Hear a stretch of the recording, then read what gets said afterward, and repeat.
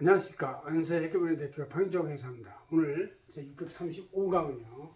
식당 개인사업자가 성공을 했어요. 매출액 10억 달성. 10억 달성하는 식당이면 굉장히 성공한 거 보면서 바글바글 하고 매장도 넓고 배달도 많고 그런데 이런 사람이 10억 달성으로 이 개인사업장으로 그냥 지속할 것이냐 아니면 법인전환하던가 아니면 다른 프랜차이즈 된 형태로 가서 자기가 가맹점주가 되던가 아니면 가맹자 수업소 들어가던가 해서 그럴 때 신규별 설립의 자문사례인데 실제 이건 상담사례 누군지 이렇게 물어봐가지고 제가 그 판단을 해서 다 써준 것인데 뭐 개인으로 하면 하나를 하든 두 개를 하든 그 연도에 다 통합이 돼서 손익이 올라가니까 합산돼가지고 높은 세율을 저렴받게도록 돼 있어요. 최고 높은 세율을.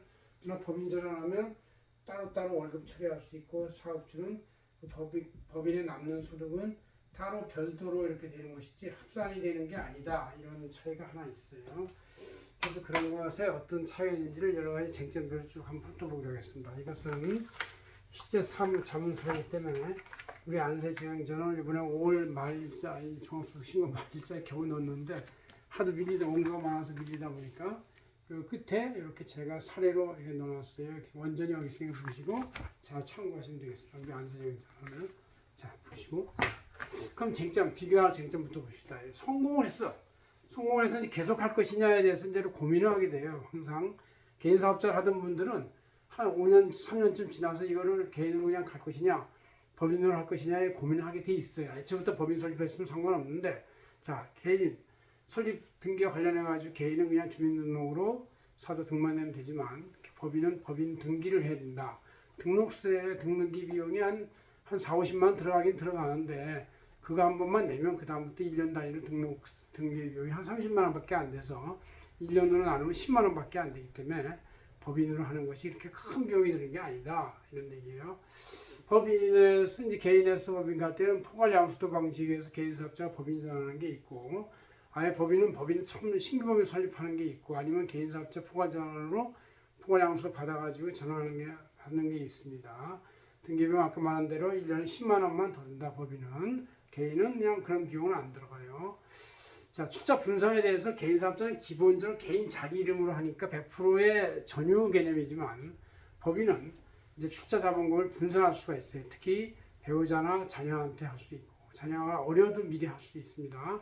액면가이기 때문에 그럴 때 이제 친구들한테나 같은 동업자한테 명의신탁 할 때는 서로 갈등이 없도록 잘 조정하는 이렇게 해야 된다는 얘기고 또 가족한테 명의신탁 주식을 할 때 공제금액 이상 예를 들어서 미성년자녀한테는 2천만 원인데 2천만 원보다 추가 3천만 원 증여했다 치면은 1천만 원만큼에 대해서 증여해서 10% 100만 원만 내면 되기 때문에 그건 큰 돈이 아니다 이렇게 볼 수 있고 그 다음 이제 그 사업자를 경영하는 대표의 급여에 대해서 개인 사업자의 경우는 그 사업상의 이익이 다 대표의 급여하고 똑같은 거예요. 그래서 거기다 종합소득신고를 다 물리게 돼 있어요. 사업장이 여러 개를 다 파악하도록 돼 있다는 얘기고, 그렇지만 법인에서는 이제 그 법인의 이익 중의 일부를 대표자의 급여로 치고 난 차액 나머지 부분, 비용 처리가 되고 난 나머지 부분에 대해서 법인세를 내는 것이다. 그런 얘기죠. 근데 법인은 이제 따로따로 분산해서 이렇게 만들었다면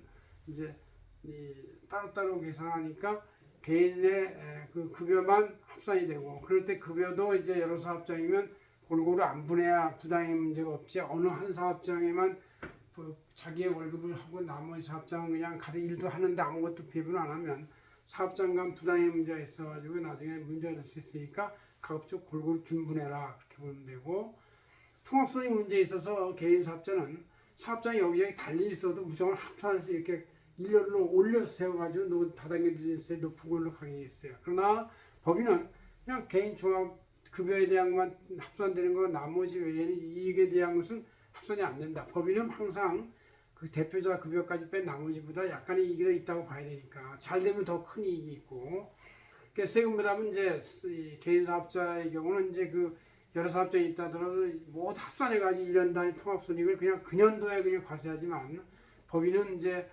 대표금을 뺀 나머지 금액에 대해서 그냥 20%를 19%를 내고 나서 이제 2연대 그러니까 미래의 손실을 볼지도 모르고 또 미래 투자 재원을 위해서 이익이 이연돼 가지고 20%의 법인세를 낸 상태에서 별로 더 이상 세금 내는 게 없이 취득될 수가 있다 아니죠. 그다음 이제 자금에 대해서는 개인 사업자이니까 이제 남한테 지분을 팔고 뭐 지분을 추가 출자해서 받을 수가 없어요. 투자를 받을 수가 없습니다. 그래서 차입을 빌려야 되는데 법인은 차입도 좋고 투자 유치도 됐고 또 인력 채용할 때도 이제 자기가 개인 사업자로 하는 것보다는 법인이 훨씬 더 사람들한테 신뢰성을 인정받기 때문에 은행에서 인정받기 때문에 좋을 수도 있습니다. 세무 간섭에 대해서는 이제 개인 사업자는 이제 자기가 개인 사업자면 그 동네에서 자기가 매출이 이제 크면 성공하면 크기 때문에 위에서부터 순서가 내려가는데 이제 법인 사업자면 아무래도 그 법인이 항상 많으니까 법인의 이익도 크고 매출도 크니까 자기의 랭킹이 아래부터 기어 올라오는 것이니까 훨씬 더 세무조사 가능성이 좀 눈에 띄지 않은 게 낮은 편이다 이렇게 생각할 수가 있고 그래서 미래에 어떻게 생각할 것이냐 만약에 그냥 자기 혼자의 자영업으로 머물려면 괜히 괜찮습니다. 그러나 언젠가 이익이 성장하고 매출이 성장해서 큰 기업을 만들고 싶으면 법인이 좋다. 그 다음 성장, 합병, 분할, 통합의 여러 가지 전략적인 쟁점도 법인은 여러 가지 유리한 걸 많이 필 수가 있는데 개인은 지극히 제한적이다. 법인 전환하는 수밖에 없다. 이렇게 볼 수가 있습니다. 고맙습니다. 안세기금의 부대표 박인종이었습니다.